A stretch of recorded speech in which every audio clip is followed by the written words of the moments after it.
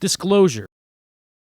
The following episode contains military life, drug use, promoting underage drinking, self-inflicted harm, psychopathic tendencies, destruction of military property, arrests, breaking and entry, PTSD, trespassing, sexual assault, human trafficking, sexual trauma, and marital infidelity. Enjoy. And they were like, come with us, run away with us. We live in Holland. You could come live with us and we'll take care of you. And we work They on were a going to pot child farm. traffic you. Both y'all. Maybe. Both y'all. Maybe. You'd be a sex slave to fat, ugly old men. Maybe. But we don't know because... Welcome to Achieving Failure, a podcast that gives you a break from politics, popular trends, and brings you good old-fashioned life stories that made us who we are today. Sit back and relax with your host, Chris, as he brings you another exciting adventure on how to achieve failure.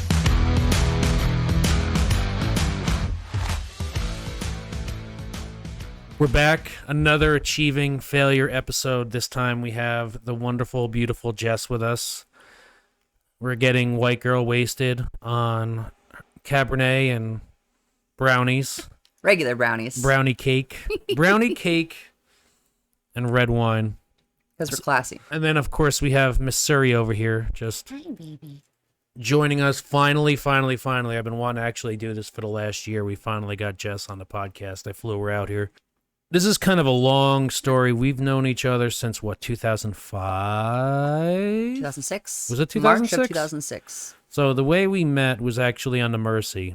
And you and I kind of were in the same boat where we were both in the military. Unintended? We were both in the military. We both were in San Diego, and neither of our commands wanted us, so...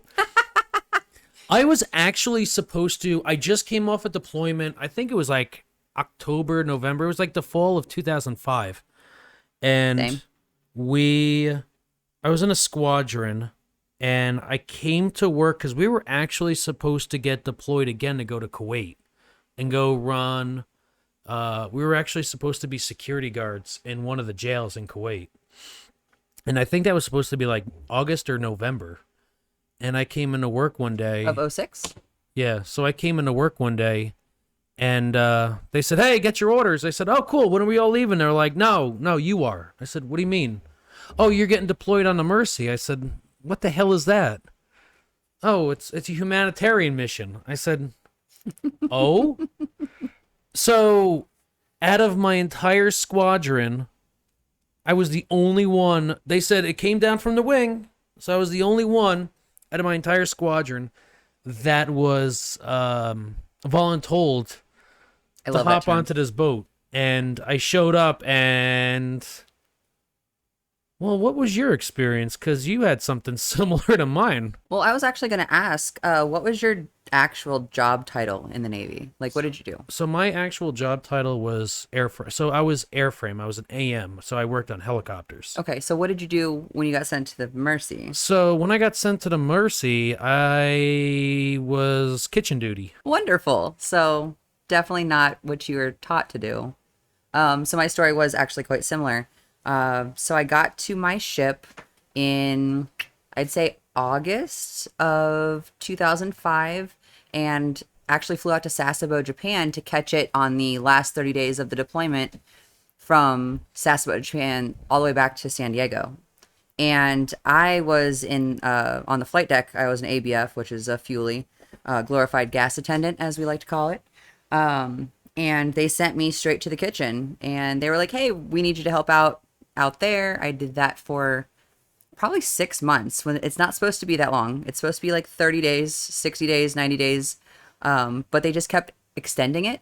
And when I was finally supposed to come back and start learning how to be on the flight deck, they were like, oh, hey, by the way, we're going to actually send you over to the Mercy.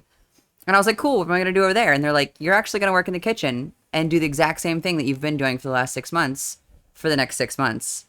So I was a little bit bummed, but it ended up being super awesome. I feel like we got to see a lot more of the world than I would have, at least on my ship. So what about you? I didn't have to do the whole kitchen duty. I think I started out on ship staff, which was like making the beds of the officers. And that was very short-lived. That's gross. I think it was like I think 6 days into it, they were like, never mind. You're a shit show. And they threw me into the kitchen. Oh my God. Do you remember Brennan McGurk? Yeah.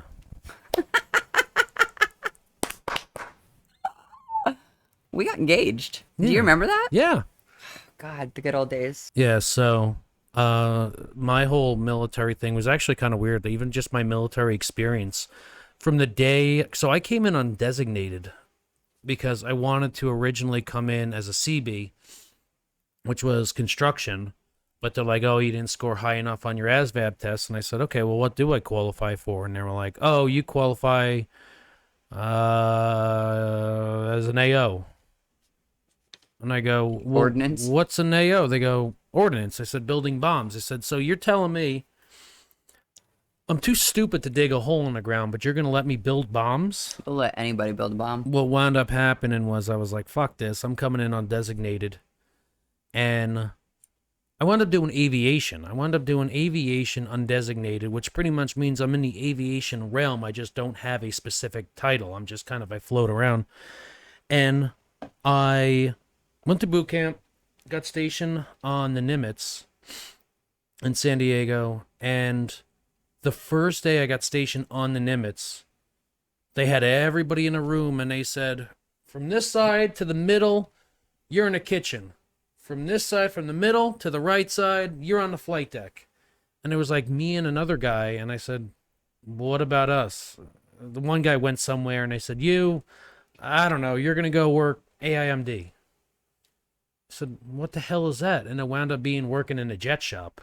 Oh, nice. So right off the bat, I'm working on jets, and we were in the back of the boat.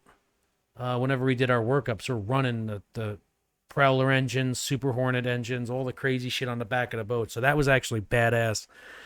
And I did that for about 2.5 months.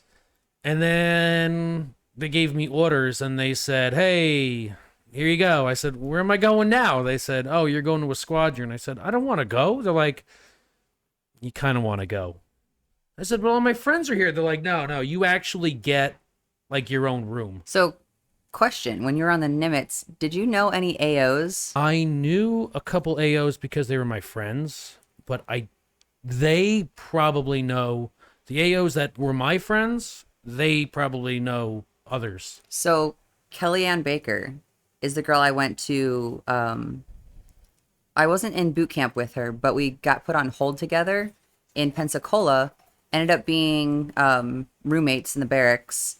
Ended up both getting down to Pensacola, Florida for A school. She was AO. I was an AS at the time. So I was a mechanic for the support equipment that's out there. But, and then we both got stationed out there, but she was in the Nimitz. And I didn't know that you I didn't know you came from the Nimitz. Yes, I originally came from the Nimitz and then ended up on my squadron. And then from the squadron, I got deployed, and that's when I first went on the USNS Bridge, and that's when I got to go. That's when I got to have fun because it was a merchant marine ship. So was the Mercy, And we wasn't were it? we were the only military. My little squadron I had of a bunch like of merchant 15 marines. people, and everything else is merchant marines. So we didn't really have to follow military rules and regulations. It was just kind of like fair game. We could just do whatever the hell we wanted. Yeah. So the bridge, like the bridge that we were on, you still had to wear like military or PT gear, like when you were off work. Because I remember they made a big stink about that. Gross. So for us, it was like, we don't give a shit. Wear whatever the hell you want. We know who you are. You can't hide from us. There's 200 people on the boat plus 13 of you. But no, that's where I met you, and we met Crash, and well, you were off running around. Let's go back because there was a lot. Running around. When I first met you, you were not the same girl that is sitting in front of me. No, I was not. You had less makeup and a lot shorter hair. Less boobs, less body fat, less tattoos. I was all around, was 19, 20 years old in 2006. I think. Oh my God, yeah, because my birthday's at the end of the year. So let me see if I. Don't you fucking dare. You're gonna find a photo? So this is the girl that I actually Fuck knew. yes! That's the girl I actually knew back in. Look at that handsome bitch. God, my hair was so short. So that's the girl I actually knew on the Nimitz. Not the Nimitz, the Mercy. The Mercy. That's the girl I knew. Oh, I was so cute. I remember I was too busy trying to chase after that one chick, McNamara, and Who was it? There was a girl that worked in the kitchen that had just the most beautiful butt. oh. And every day we'd be at muster and I'd be like, I'm standing behind her every single day. Like, how? How is her waist like 24 inches and her ass is like 45 inches? Just beautiful. And then you had the one chick from Alabama that you hated. She had like the biggest love interest on me, but I was too busy crying about some girl that broke up with me and threatened to throw my shit out. And I was like, oh, why do I miss her? And this other beautiful girl from Alabama was like, I want to be with you and marry you. And I was like, psh, please. I like the hoes better because I'm an idiot and I wasn't thinking properly. Just so. think, you could have like 19 children by now. I know. I could have married one of them Southern belles. But I remember you were like, I hate the sound of her voice. Oh my God. I hate it. Some people just have really rough voices to listen to. And I don't remember her name, but I do remember it was like nails on a chalkboard. It was like Britney something. I don't give a shit. Every day I don't hear her voice is a good day. When I first got on there, I wound up befriending this absolute. I think there was mentally something wrong with Crash. I think You think? Slightly. You two definitely fed into each other's crazy.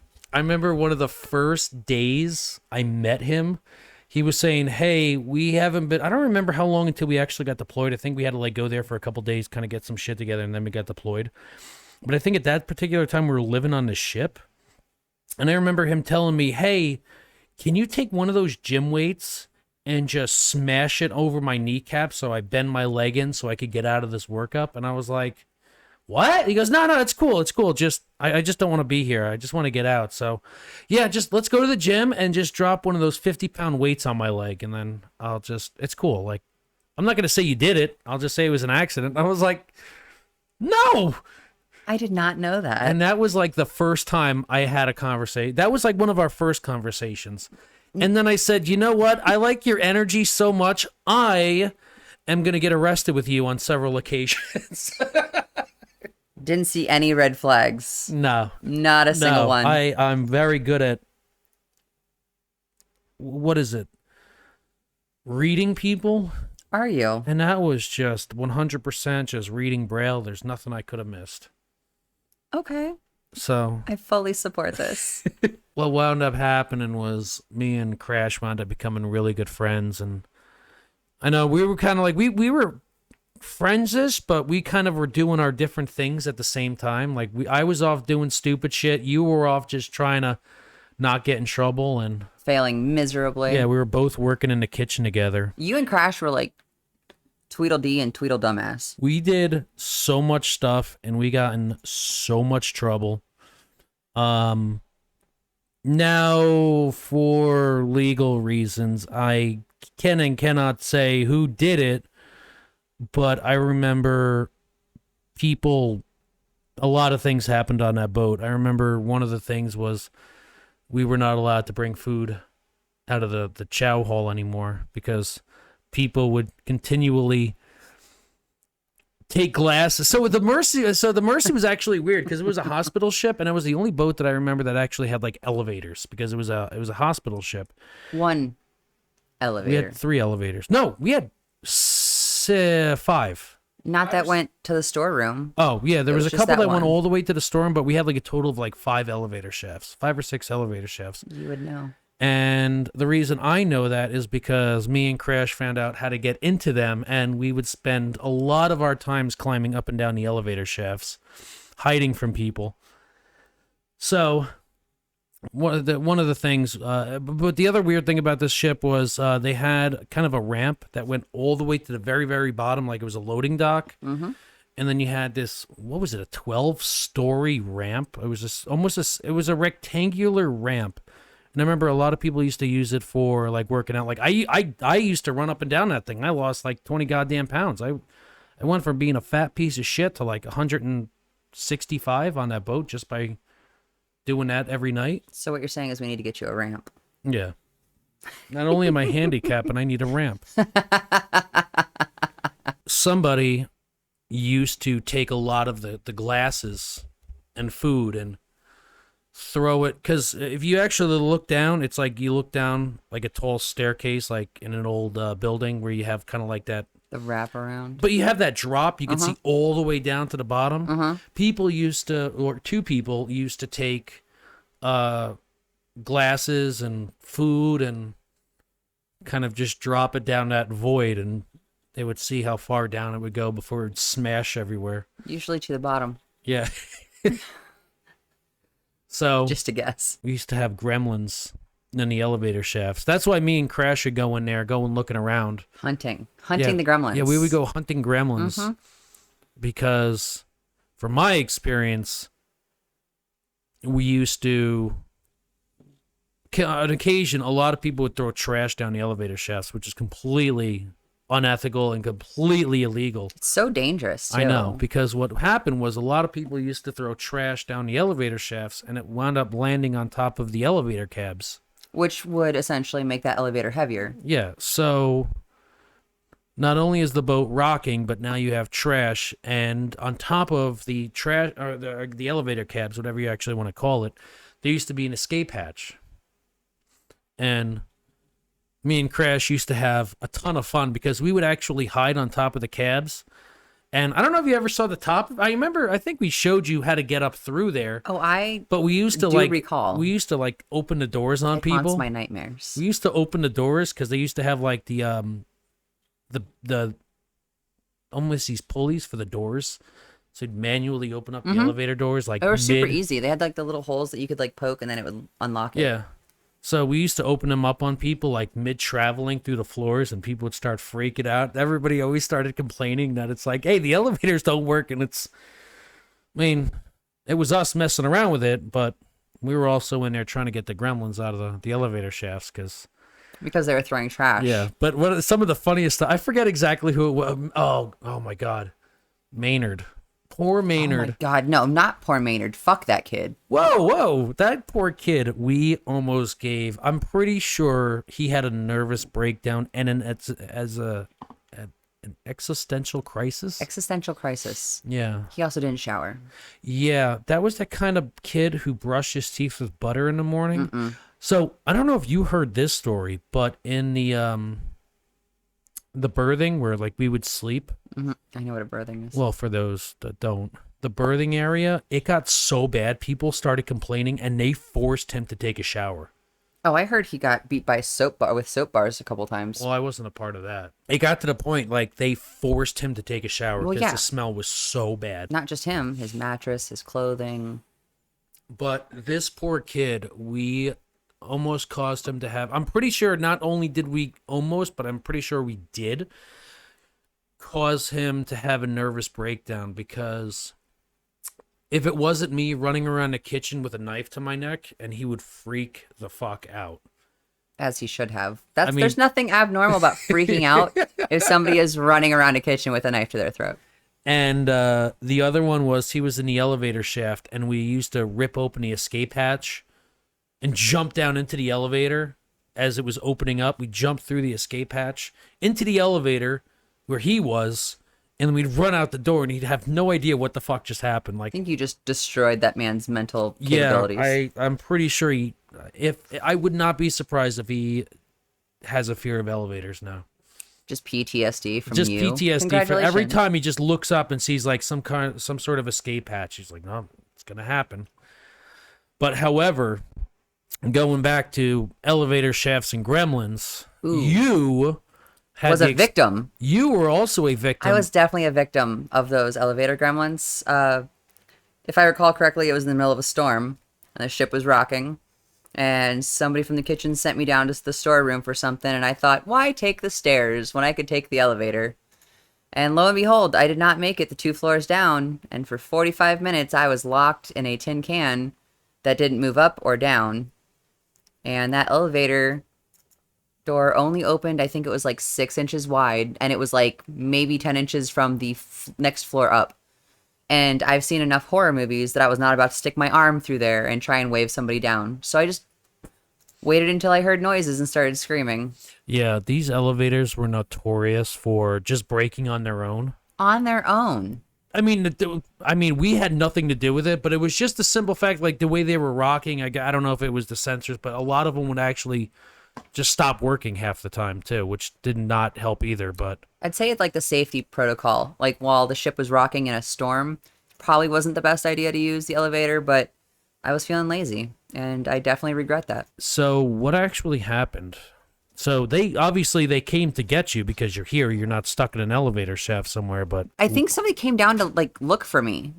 So it was like the middle of, I think, dinner. And they sent me down for something. I jumped in the elevator, was going down the 2 decks down to the storeroom to grab something. I made it down, I think, 1 floor, like 1.5. And the whole thing stopped. And I remember that you had taught me how to open the doors like manually. So I pried open the elevator doors, like the internal ones that I was in, probably like 4 or 5 inches, and then reached up and tried to pry open the external doors. And I got those open a couple inches, but it was only maybe like 8 to 10 inches above like the floor. So over my head near the ceiling of the elevator was where the floor was. So it was just enough room for me to like reach through and maybe get like my hand and wrist through to like wave somebody down. But I was not about to do that just because I was terrified that like the elevator would drop, I would lose an arm or something. But somebody came to get you, though. Somebody didn't come to get me. Somebody had walked through because I heard the door, like from like a hallway, I heard the door open and close. And I was like, hello? And like started like yelling for help. And all I had in my pocket was a pen. And I literally like was tapping the pen because that's the only part I wanted to stick my hand through. And I'm tapping the floor and somebody came by and they were like, what the hell are you doing? I was like, help, I'm stuck. I've been in here for like 45 minutes. And they were like, holy shit. So then they went and got a whole handful of people. And suddenly they pried open the doors. And because I was sitting so close to the ground, when they got the actual elevator doors open, you could see like 4 to 6 feet of trash and cardboard. Jesus, that had much? been, yeah, it was like almost all the way to the top. And it was just completely weighed down. So the whole thing had like shut down, like safety protocol, locked up the brakes. They ended up having to like offload a whole bunch of that trash and the cardboard that the gremlins had clearly just been stacking up there over the course of the 4 to 5 months that we were underway. And once it had been reenacted, they got the elevator to lift. They got me out safely.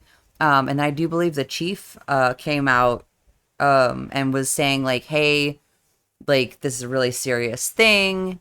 And that's when the ketchup bottles started dropping. The ketchup bottles? There were apparently glass ketchup bottles that had been taped to the top of the elevator shaft so that periodically as the ship swayed back and forth, it would drop and explode in the elevator shaft, which was absolutely terrifying when you're in there and you're just trying to get your fucking work done. No, it was only like, what, 1 or 2? Oh, I don't know. I'm pretty sure it was like dozens. I didn't see them personally because I was busy being, treated for trauma. But I heard that there was a whole bunch. I heard there was about 12 dangling from the elevator Like shaft. remaining or in all? Well, total. Oh. I think the way they did it, from what I heard, was whoever did it taped the ketchup bottles. They were dangling. They were actually dangling by tape. And every time the boat swayed, just a little bit of piece of tape would peel off, just enough that one by one they'd fall and hit the elevator shaft. Normally, a lot of people would be in the elevators and they hear this loud, like, kaboom! Because, I mean, you're talking 12, 13 stories on a boat. Yeah, that's a pretty solid drop. Yeah, so. I do believe I remember somebody describing it as being done by a criminal mastermind. So, I mean, really, those gremlins must have had all the time in the world to think up such devious things. Now, luckily for me, I was not on the boat when this happened. Oh, that's right. You had left a little flew bit. me out. They That's flew me right. out of Darwin, Australia.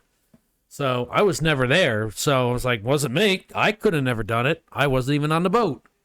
You already arrested me once. Why would they do such a thing? So they arrested me. The first time I got arrested was for potential terrorist charges, but that got dismissed. Wait, can we circle back to that really quick? That was the sandwich story. That's when I mailed the sandwich in the mail. So I'm actually going back out to Texas. So because me and my friend Lamar, who was on the earlier episodes, he and I need to sit down together and have a collaboration of my view, his view, because that was one of the funniest experiences ever. That's the one where we shut down San Diego. We shut down the military bases. We shut down San Diego postal systems Because you mailed a sandwich. because I mailed a sandwich and they thought it was a bomb. So, but yeah, going back to the Mercy. The time I got arrested on the Mercy was because they had a huge bakery cart. Yes, they did. And we're in port somewhere, and we asked the supervisor, I forget what his name was. He goes, The fuck was his name? he goes, hey, get rid of this bakery cart. I remember this is going. And we said, what do you want us to do with it? He goes, I don't give a shit, just get rid of it. Do whatever you guys do. Well, we were not about to throw it down an elevator shaft because that is completely inappropriate. So we go to the top of the boat, to the very, very top outside, and pick it up and just dead of night. I don't know. It's 1 o'clock in the morning. Just throw it off the side of the boat.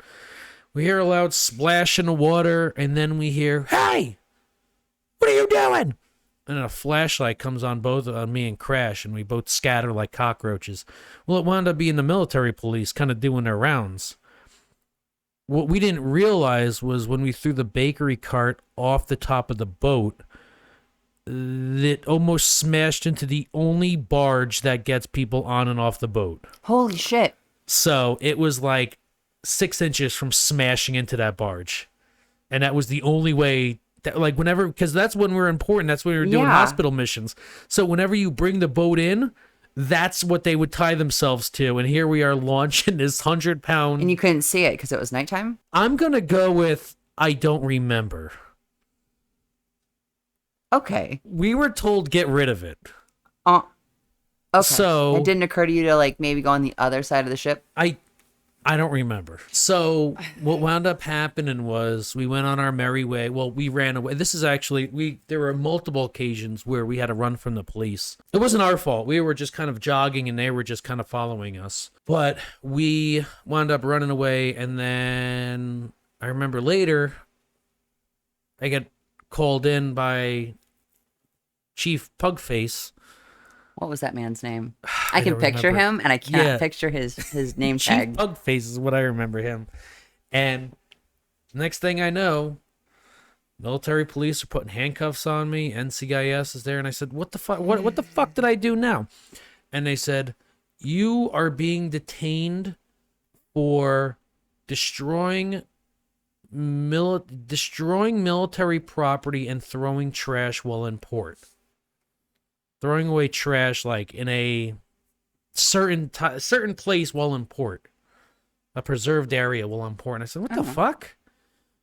I said, "All I did was throw a bakery cart off the side of the boat." And they said, "Well, we saw cardboard." So I wound up going to DRB, which was what? Disciplinary Review Board. So that's I had a few where of those. all your chiefs. Oh my God! So this is where all your chiefs, all these, like I had 7 chiefs sitting in front of me, and they are more or less listen to the case. You're pretty much sitting in front of Like 7 judges. Judges and juries And they're all kind of determining your fate.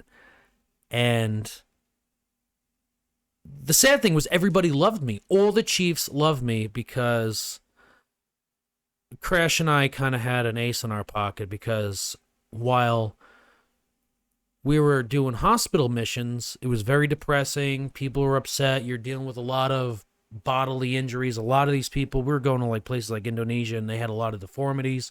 Dude, I mean, Banda like cleft Aceh. lip was like the easiest. I mean, like those are like those people who had like elephant tumors. It was like, Yeah. God damn. I got to witness one of those. So Well, I got to go to Indonesia. I got to hop on one of the. I snuck So on did one of I. the boats. Well, in Indonesia, in Banda Aceh, I went over as well, and I came back, and they let me sit in on emergency hysterectomy on a So woman.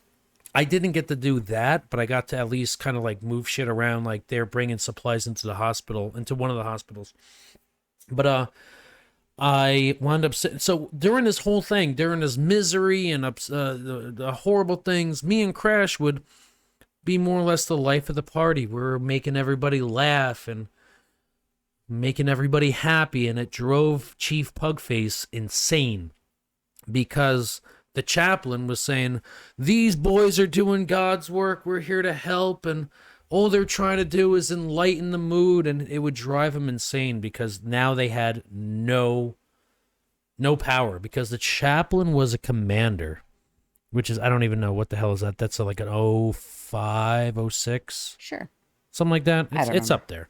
It's way up there. It's like one step below captain, to where when you're a captain, yeah, because it's ensign, lieutenant commander, commander, and then I believe it was captain. Sure. And then once you get to like captain, you're pretty much, you own your own boat. Yes. So this chaplain had our back, and he was going, "Oh, these poor boys are doing God's work." So Crash and I pretty much had fair game to do whatever the hell we wanted, which we didn't. We took it to our advantage to make people laugh, and that was about it. We didn't do any mischievous things Yeah, not that you. I can recall. You don't actually strike me as the mischievous type at all. Remember, the entire time I was smoking cigarettes and carrying my Bible around. I think that was the worst I think I ever did. Let's carry the Bible. Just sure. What wound up happening was, on my DRB, all the chiefs were like, Chris couldn't have done it. He's a good guy. He's been the most helpful, everybody loves me. It's like, he could have never done it. And the military police woman came up and she goes, "I'm 94% positive that he did it. I know for a fact." They said, "Will you please stand in front and make sure?" She goes, "I'm almost positive he did it." And I was pretty much, I'm dead to rights, because they're like, "You're going to get thrown in jail. You're the brig. You're going to have to pay like $10,000 in damages and blah, blah, blah, because we found garbage floating all over the place." I said, "I didn't throw cardboard over the side of the boat. That wasn't me. I don't even know where the hell that came from." Must have been those gremlins. We made garbage disappear into the incinerator that was all the way at the other end of the boat. Mm-hmm. Everybody's like, no, you did it. And I was like, well, okay, well, if we did it, why didn't you apprehend me? And all of a sudden, everybody just kind of sat up. They're like, yeah, if this is such a serious crime, why did you just let him go? And she goes, "Oh, well, because I went to go report it to the bridge and let whoever in charge know what just happened." I said, "But you didn't do anything? You didn't go after him? You didn't call it in?" She goes, "Well, okay, maybe I messed up." Oh, shit. She actually said that. Yeah. Oh, So right there, you knew. it was, yes, complete technicality. Damn. And they let me go. On a technicality. And they said, can't prove it. And now, it's been after over 7 years. So statute of limitations can't come after you now. Yeah. So, I mean, I told them I didn't throw. The entire time they were trying to charge me with throwing trash overboard while in port. I said, I threw a bakery cart. You're saying trash, cardboard, trash, things that are floating in the water. I never did that. I threw a bakery cart. If you're charging you did me, admit to it. if you're charging me with throwing a bakery cart off the side of the boat, then you need to say that. You are charging me with trash. You're not considering a bakery cart trash. You are calling cardboard trash. I'm not going to admit to something I didn't do. That's So- valid. So afterwards, one of the most fucked up things I've ever heard was our master chief for the The Mestex, not the the mess command decks. master chief. I remember him coming up to me and going, "I know you did it, and we're going to do whatever we can to prove you did it. We will not stop until we prove you did it." You're like, okay. And I just looked at him and I said, Good luck with that. Bye. And I just walked off. And he had and that is when things escalated, because now I had a target on my back. Everybody was after me. Everybody, all they wanted me to do was slip up once, and they had me by the balls. And that's when things started breaking around the ship. That's when... At this point, I do remember we did not have that much time left on the boat, but somehow we were losing whole trays of glasses. Now, that was not my fault. I'm not saying it was. I'm just saying by the time you had already left, by the time we had gotten back into port, I think there was maybe 15 glasses for the whole ship. Because that was not my fault, because I specifically instructed others to, hey, we should strap down all of these carts that are filled with glasses and plates. And then I proceeded to walk out of the door. I'm not sure if anybody heard me, but I know I said it. Did you? So, when the boats were rocking, I did my job. I mean, I can't even say anything because I, at that point, wasn't working around the dishes. So, it definitely wasn't my fault either. Before we move on, there were a couple of the Gremlin stories. I'm curious if you still remember. Do you remember when when one day the soda machines started spitting out different flavors? Yes. Like the Coke was Sprite. And they got like rewired somehow? Yeah. Yeah. So we had that. Those damn gremlins. And then there was times where the juice machines would just start spitting out syrup. One of the worst things I'll never forget. And that was actually funny because that was around the time I think the movie Waiting came out. So that was a terrible, terrible thing. Fantastic for movie. People like us to be watching when we were working in the kitchen. I did not do this, but I remember it was absolutely disgusting. I remember going into the kitchen one time, way back, way in the back. One of the guys was peeing in the ice cream machine, and he's like, "Oh my gosh, I do remember that story." Don't eat the ice cream.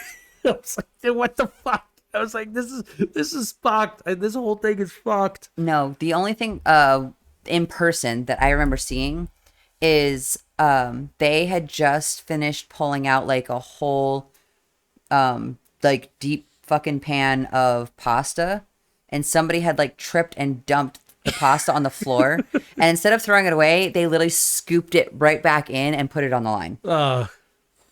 I do remember working. The best thing about working in the kitchen now is like everybody's doing, what the hell was it, like the midnight rations or something? The mid-rats, yeah. The mid-rats, and that's the shift that Brennan got put on. We're serving them shit that nobody wanted from like lunch and dinner. Ugh. And it's just like reheated garbage. We're in the back making chicken parm sandwiches and steaks. And that first class, the older white guy that gave no fucks whatsoever, he was just like, I don't care. Just get your shit done. Don't wake me up unless there's something on fire. Yeah. I don't remember his name, but that man was a gem. Was that the guy who had his girlfriend or wife's name across his back and he had a big old void stamp? No! Oh my god. Not Stanford. His name was Justin. I don't remember. It began with an S.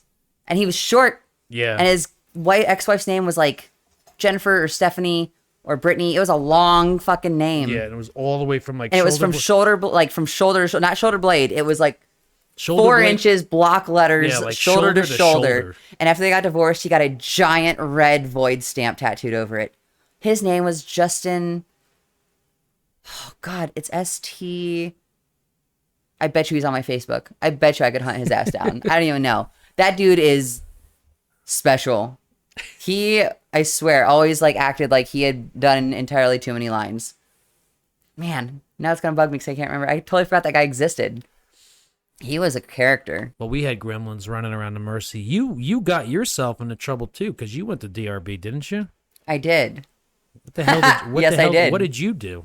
So that was in Australia, if I remember correctly. I was 19, 20 at the time. Obviously not old enough to drink. I came back absolutely smashed. And my first thought at 11 o'clock at night was I wanted cereal. And obviously you're not supposed to be going into the mess decks when they're not open. Even though we worked in there. Even though we worked in there, They're and like, I "No, had my you own can't." little like hoard of cereal boxes in the galley, and I only wanted cereal. And then one thing led to another, and I happened to run into Brennan, and then the first class, whatever his name is, our CPO. No, that's chief. I don't know, whatever. One of the guys I don't even remember. came in, and Brennan and I were like half naked in the galley. Like cereal boxes splayed on the floor. Like I was half naked. He came in for like a water pitcher. Like this man, also drunk. All three of us were hammered. But this first class comes in with his water pitcher. Like he's just going to come in and get some water. And he's like, "What are you doing?" And I'm like, "Ah!" And he immediately was like, "You guys are in so much trouble." And I was like, "No way." Then I'm like trying to button my shirt back up. So Brennan and I ended up going and sitting in front of the MA's office for like at least an hour, where I'm like desperately trying to sober up and not get in trouble for being underage and drunk, which I didn't. They literally were only mad that we were international, so I mean, it was fair game. That was 18. But once you're on the ship, you can get back and you can get in trouble for it. That was so. That was like the biggest thing. They were like, if you're drinking out, like where they don't care, it's fine, but you have to be sober by the time you get back to the ship. And I was nowhere near sober. And they ended up bringing me in. Didn't even question like sobriety, nothing. They were like, "What happened?" And I was like, "Nothing. I was trying to get some cereal." And they were like, "We heard that you were mostly naked." And I was like, "That's a myth." And they were like, "Look down." And my buttons were like halfway, like they weren't even lined up. Like the shirt was like so mismatched. And I was like, "Oh." It's okay. I was drunk. It was okay. I'm drunk. That doesn't mean I was having sex. So I went to DRB for pretty much trying to have sex on the ship. I didn't even have sex. That was the thing. I didn't even get to that point. I was just at the undressed point.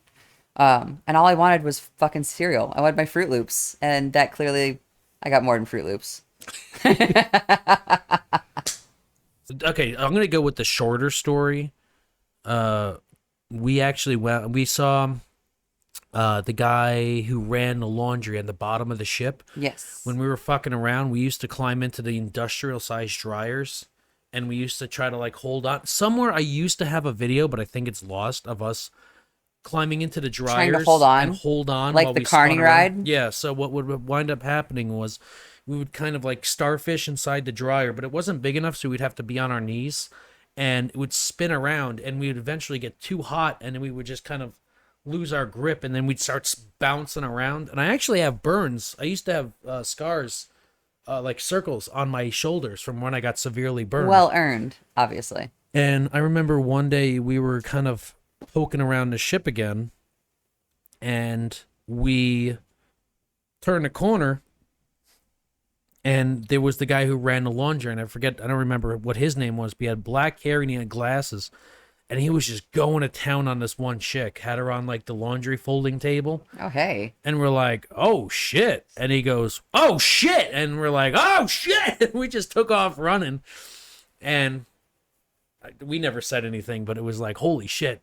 Dude, did you see that?" He goes, "Yeah, I saw that." I mean, we're fucking 19. We're stupid.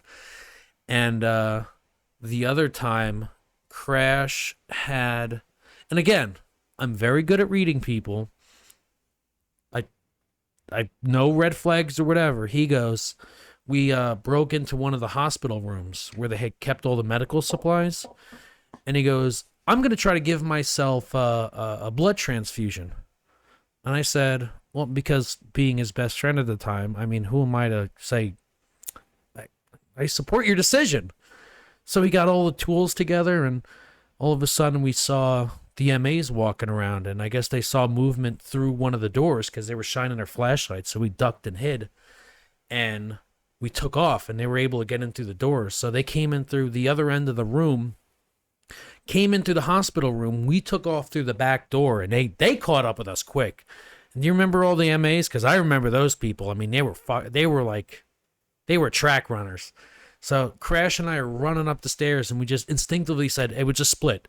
He went one way, I went the other, and he continued up the stairs, and I ran through one of the hallways, and I remember I jumped into an elevator shaft, Those open handy. the door, jump through the elevator shaft. And I mean, it was sketchy as hell because you have your doors right here, and then your ladder is actually on the wall. So in I remember. theory, you kind of had to like jump. Did you ever go into the elevator? Yes, because when we would be on the ladders and the elevator would start to move, and you had to So like we press brought you- yourself to the wall. So we brought you with us. Oh yes. So we actually had to like jump Yeah. across the gap. Yeah, we had to jump across the gap. And I remember like there were times we're like, the fuck did they go? Because sometimes the guys would come through the other end of the hallway, and they're like, where the fuck did he go? And like they couldn't find us. And then we would like kind of go down the ladder 2-3 floors, and we just walk past the guys. Hey, how you doing? Hey, did you see so and so? I haven't seen anybody. Sneaky bastards. We also stole. We used to have like a plethora of Girl Scouts cookies, so we used to steal the Girl Scout cookies and bring them up to. Where'd you steal them from? We used to have the freezer. We used to have like a fridge and a button. You never knew we had Girl Scout cookies? I hate Girl Scout cookies. Oh my god, we stole like Thin Mints and everything. They were in a fridge downstairs, so we took all the Thin Mints and we would trade it with what's the thing called where they would sell supplies? The ship store? Yeah, we'd go to the ship store and we would trade boxes of Thin Mints for packs of cigarettes. And it got to the point the girl's like, I can't eat anymore. I have like 10 boxes. I have like diabetes. like 10 boxes of Thin Mints. I can't eat Got anymore. the beatus. Do you remember on the packs of cigarettes in Milan? They had all the cancer and all the cancer black babies, teeth. the black lungs, the missing jaws. It So was like printed Singapore- directly on the packs. Singapore was notorious for that, but they also gave you, instead of a pack of 20, I think they gave you like 24. It was actually cool. I was like, holy shit, like this is awesome. I don't But think I yeah, counted them. they would show you like black teeth and like cancerous lungs and Yeah, and premature babies. I remember and- it was actually, yeah, as fucked up as that was, like a lot of us would collect it as like souvenirs. Dude, it was almost same. like trading cards. It's like, oh shit, you got You the got the black lung? I got the pre-stillbirth. It's like, here, let's trade it. It's No, it's true. Like you wanted to see like how many like different ones you could collect, and it was absolutely disgusting. But it didn't stop us from smoking. yeah. God, we were some sick puppies back then. I'm glad they don't do that here. Imagine the outrage. There was one guy, I don't even remember who this guy was, but Crash told me they were in Australia and this one guy met an Australian Yes, stripper. dude, the hottest guy on the ship, the hottest fucking guy on the ship. Every girl was in love with that man. He was like solid muscle, fucking gorgeous. And I don't remember this man's name, but I tell you what, every girl had wet dreams about that kid. I swear to God. The first night we were in fucking Darwin or Perth, whatever one it was. We went to Darwin. And went to the strip club, found the hottest stripper and married her and Yeah. didn't get back on the ship. And he just stayed in Australia to help her get her paperwork together. And then they flew back to fucking San Diego. I heard he was on the boat. I heard he got married and stayed, and then he got on the boat. No, he wasn't on the boat when we left. Because what I heard was, the rumor that I heard was when they got back to San Diego, his wife was there, his Australian wife was there on the pier, along with his other wife and his kid. No. That's what I heard. That was the rumor. So his Australian wife was there to meet him. So was his wife. That, oh, I kind of forgot I'm already married. He was already married. That's the rumor I heard. He was not on the ship Okay. when we left. That was like the biggest thing. I didn't know. I never heard anything about him being married, but he did end up finding like the most stunning Australian woman at the strip club, like just drop dead gorgeous. But he was also drop dead gorgeous, so it totally made sense. Yeah. But he literally went and married her, and then we were supposed to leave like 2 days later, and he had put in his like paperwork and was like, hey, I'm staying here to help her get her paperwork together. And then they flew back from Australia to San Diego. Did I ever tell you the time me and Crash almost went AWOL? Yes, but We almost ran I away. don't remember the specifics. So we were in Singapore, and I met this absolutely beautiful girl from Holland, and she was with her sister. And she Oh. was fat and ugly, and Crash is like, whatever, I don't give a shit. I'll take one for the team. Well, to be fair, Crash was not an attractive human. And they were like, come with us, run away with us. We live in Holland. You could come live with us and we'll take care of you. And we work They on were a going to pot child farm. traffic you. Both y'all. Maybe. Both y'all. Maybe. You'd be a sex slave to fat, ugly old men. Maybe. But we don't know because, It didn't happen. yeah. And we considered it for a minute. I'm sure you did. And we were like, okay, well, I remember I was hooking up with that one chick like at the bar, and it was like life was good and everything. But I remember we seriously considered like we'll go back, we'll go hang out with these girls. Let's go see what happens. And I remember the one thing specifically. It was like, but I was like, are these people legit? I remember we were doing shots all night, and the bartender came out with a tab. It was a $1,300 bar tab. And the girls go, no, it's cool. We got it. Literal handful of cash. Boom, right on the table. And we're like, what? No shit. What the fuck? And then it was like, okay, what the fuck? Maybe you should go live with them. I was like, and that's when we were like, okay, maybe. You could be little playthings. Yeah, we could go like work on a pot farm and go live in Holland and travel. And People don't call it pot anymore. Old people call it but pot. that's what it was called at the time. Was it though? I don't know. I was in the military. I was too busy doing cocaine and no, actually I was doing more salvia then. I actually I never did any of those. I did more drugs in the military than out. It was actually stupid. I didn't try a single drug until after I joined the military. Peer Pressure, dude. I'm telling you. I was smoking weed like 9 months before I went into the military because I was like, whatever. But I was smoking weed. I was doing coke. I was taking a ton of quercetin. Remember quercetin, cold and The cough is triple like Cs. Yeah, the triple C's. I tried it twice, and that was more than enough for me. And then salvia became like my drug of choice. And me and my friend Lamar are talking about salvia, and he goes, "You were the only person that like I know ever that loves it." Yeah, I never met anybody that talked about it like, oh, hey, this is awesome. Like, I'm going to make a whole episode dedicated just to me doing drugs. I would have to say ecstasy was To feel old, that was the bee's knees. the bee's knees. The bee's I still knees. say the bee's knees. No, October of 2006. So after deployment, with the Mercy, we came back. My ship had left for deployment a month before me, and before like we got back into port, and they were just like, "No, you can stay there." And I was like, "What?" So I went and worked at the barracks for like 11 months because my ship got extended twice. So instead of a 7-month deployment, they were gone for 11 months, and my ass is just working in the barracks. Total shit show. That's why I drank so much. I worked nights, and all I did on my days off was drink, and then it was just bad. Anyway. So would you say you created created or started a problem drinking? No, I definitely had the problem before the Mercy. Like my first deployment when I found out that I could drink legally. God, it was before that. Pensacola when I was in A school. Because somebody older would get a hotel room and then a whole bunch of alcohol. And then we would just get shitty at 18, 19 years old. And I didn't drink when I was home. When in high school, I never drank. I never went to parties. I was a super, super sheltered, super like goody. I never got in trouble. The only thing I did was smoke cigarettes. I would never take you as a goody. Like, I'm not going to say you were out Painting the town red. just fucking things up, but I would say, yeah, maybe she would go out, have like one or two white wine spritzers, and I never went out. I never went to parties. Maybe stole a couple Zimas from her mom, but literally the only bad habit I had while I was like in high school was I started smoking cigarettes like my freshman or sophomore year. Huh. And that was it.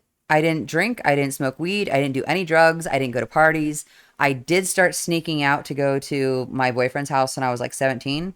And at night, like I would just like sneak out and he would pick me up like two neighbors houses down because his car was super loud. And so I would just like sneak down across the backyards and then he'd pick me up and we'd go to his place.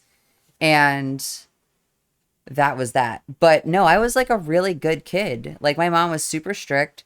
And that's why like everybody said like, if you have a really sheltered kid and you like hold on and try and protect them, the moment you let them out, you're going to break dad. And I was like, and 18th birthday, I went and got pierced, and I went and got tattooed. And then like 3 days later, I got another tattoo. And then 2 weeks later, I got another tattoo. And then another month later, I got another tattoo. I had like 5 tattoos before I even hit boot camp. And like I turned 18 in December, and I graduated in May, and I was in boot camp a couple months after that. And I had gone from like 0 to 60. 0 to 60. It was fucking crazy.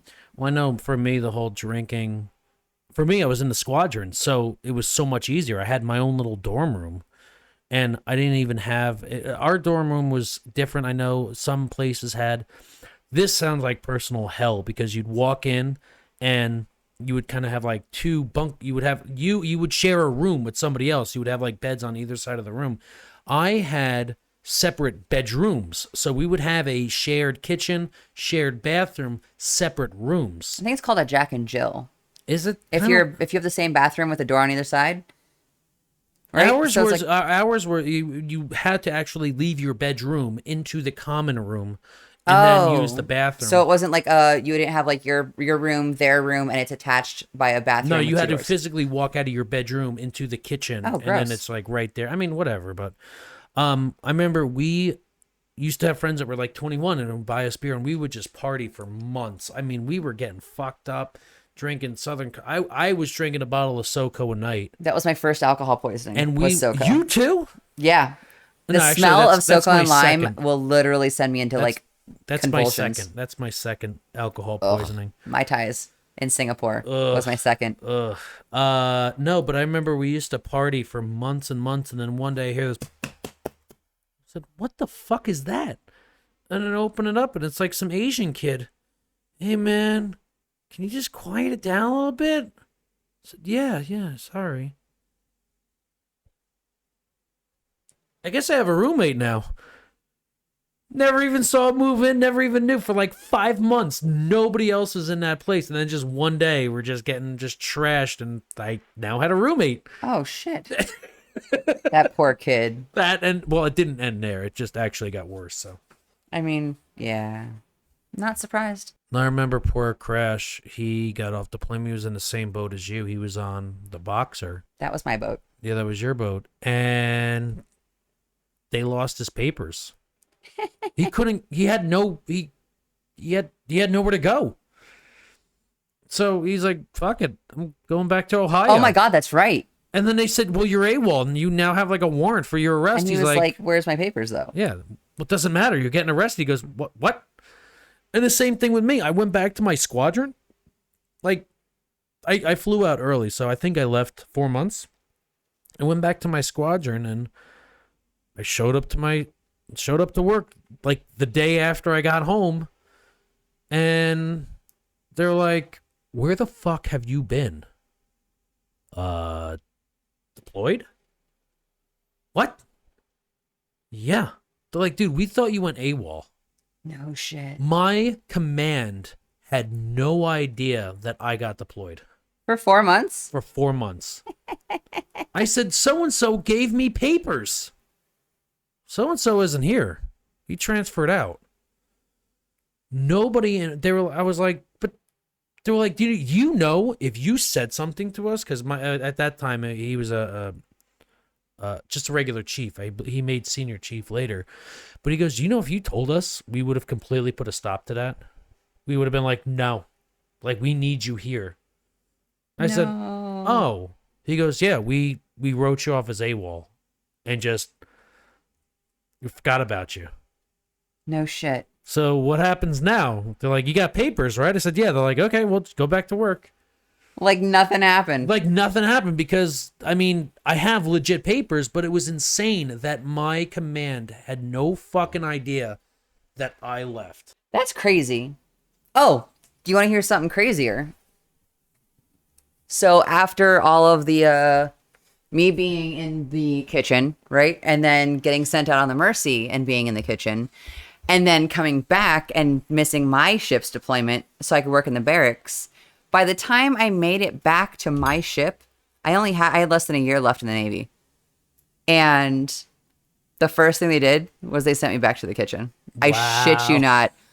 They were like, we just need you for like 30 more days. And I was like, do you realize like in our contract, it says if you do it like more than a consecutive 365 days, that like you can like request, like it's a nullification of your contract more or less. You can pretty much say like, hey, you guys like broke my contract. And I was like, I'm going to do it. I never did it because I'm a piece of shit. But they finally let me back. Within 2 weeks of us going out on like some practice flight or whatever is when I got blown off the flight deck by the Harrier jet. And they immediately sent me into a different department and I worked with combat cargo. So I was really only in V4 for like a couple months out of 4 years. So I'm going to see if you can see this. But right here, that's me.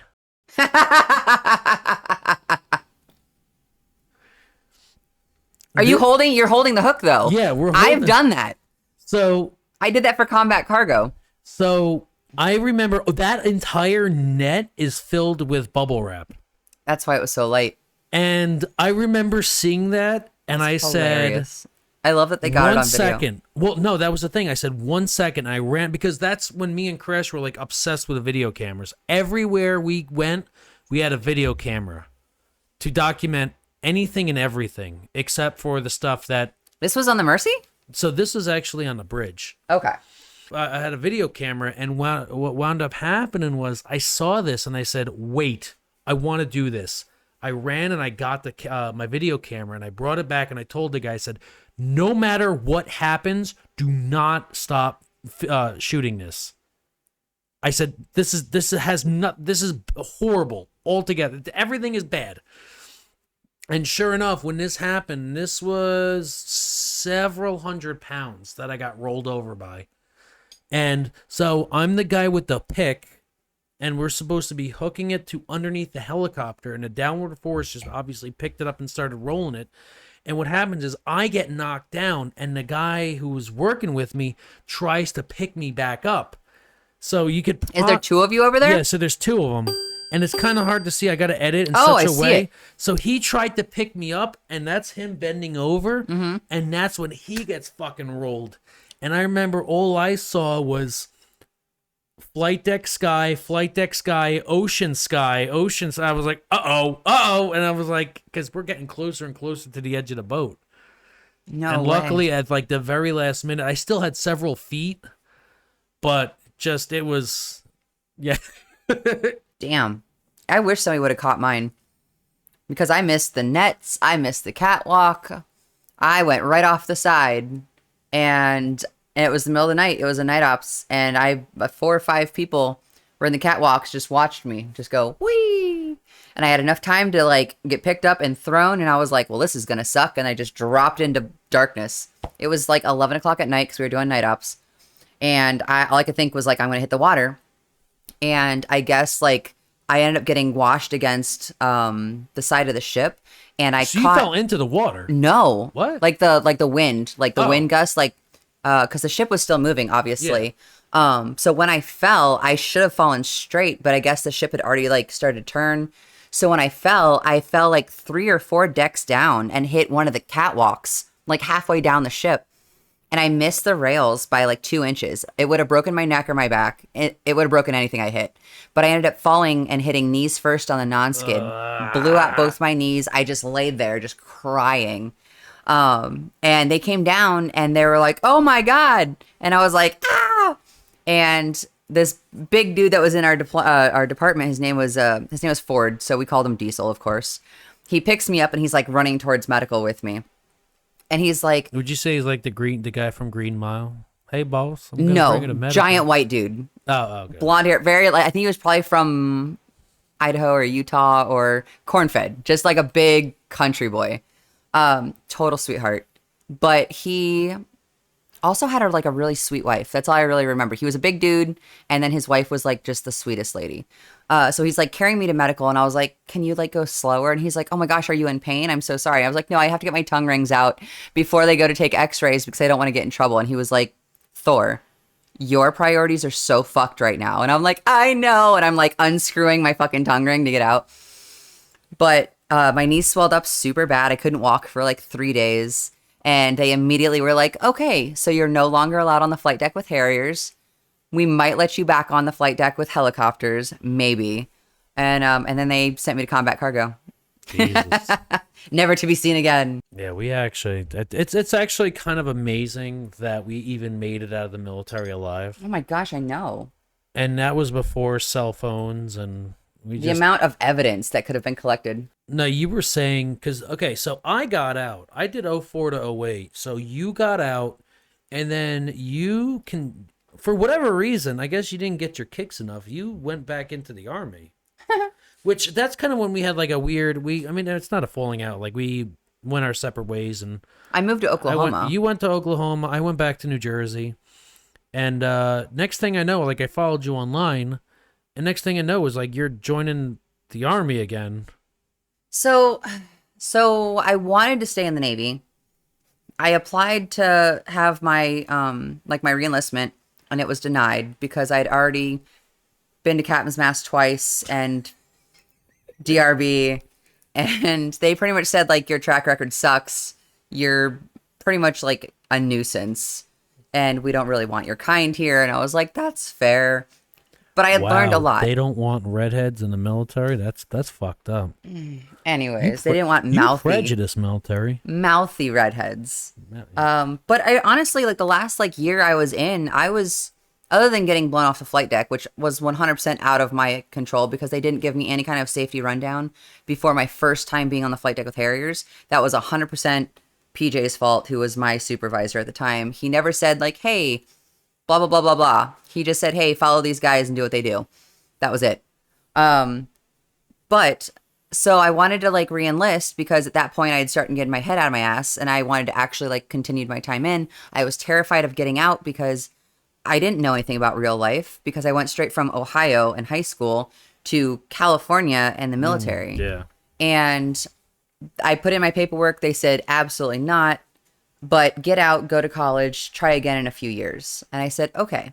So I got out, moved to Oklahoma, went to college, burned through my my $50,000 for my GI Bill in probably 2.5 years, and realized I don't want to take out any student loans. So I went back to the Navy recruiter and I was like, hey, I want to go back in as active duty.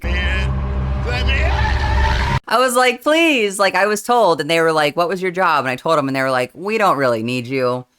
We already have so many people from that are still signing in from, or still joining from the 9/11 incident that we're actually overbooked and we're trying to downsize at this point. So we don't really need you. And I was like, well, shit, what am I going to do? And the Army recruiter was like, hey, come talk to me. And I was like, please don't. So I went and I listened to him, and he was like, hey, we can pay for the rest of your school. Excuse me. We can pay for the rest of your school. We can send you to officer candidate school. We'll make you an officer. You can go back to San Diego. Promised me the world. And I was like, okay, I've heard all of the cool shit before. I want it in writing. And sure enough, I got it all in writing. They were going to pay for the rest of my school. I was going to do the Green to Gold program. It was all set. They said the one catch is you have to go back to boot camp.